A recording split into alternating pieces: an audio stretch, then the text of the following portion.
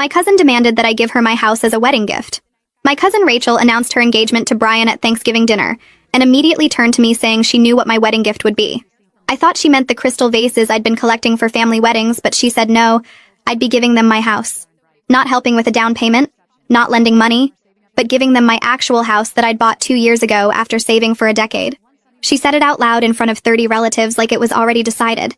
I laughed, thinking it was a joke, but Rachel was serious. She said I was single with no kids, so I didn't really need a 3-bedroom house while they were starting a family and deserved a proper home. She actually used the word deserved while sitting in my dining room eating the dinner I'd cooked. My Aunt Helen, Rachel's mom, nodded along, saying it was so generous of me to help the young couple get started. I said I wasn't giving anyone my house, and Rachel's face turned red. She said I was being selfish, keeping a family home all to myself when I could easily go back to renting an apartment like someone my age without children should be doing anyway. She actually said those words to me, a 31-year-old homeowner, while she was 26 and living in Brian's mom's basement. The whole family went quiet, but nobody defended me. My Uncle Tom said sharing was important in families. My own mother said I should consider it since I could afford another place eventually. My dad stayed silent, which was him agreeing without having to say it. Rachel spent the rest of dinner telling everyone about the renovations they'd make to my house, how they'd turn my office into a nursery, how they'd repaint everything because my color choices were too dark. She was planning my house like she already owned it. After dinner, Rachel pulled me aside and said she'd already told Brian's family that I was giving them a house as a wedding gift, so I couldn't back out now without making her look like a liar. She said his parents were so impressed that her family was generous enough to provide housing.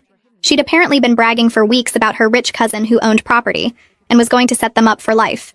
She said if I didn't follow through, Brian's family would think she came from trash who made false promises. I said that was her problem for lying, and she actually started crying, saying I was ruining her wedding before it even happened. For weeks after that, Rachel kept acting like the house was already hers. She'd bring Brian over without asking to measure rooms and plan furniture placement.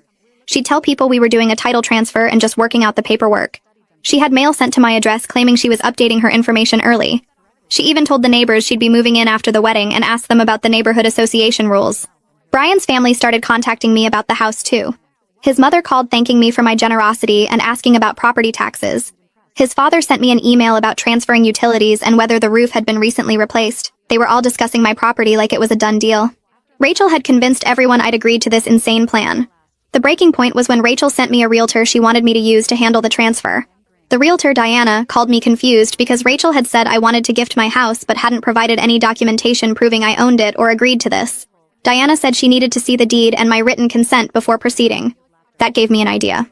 I told Diana I'd bring everything to Rachel's wedding planning party that weekend. Rachel had invited both families to plan the wedding and discuss the house transfer. She'd made it a whole event at Brian's parents' house, catered and everything.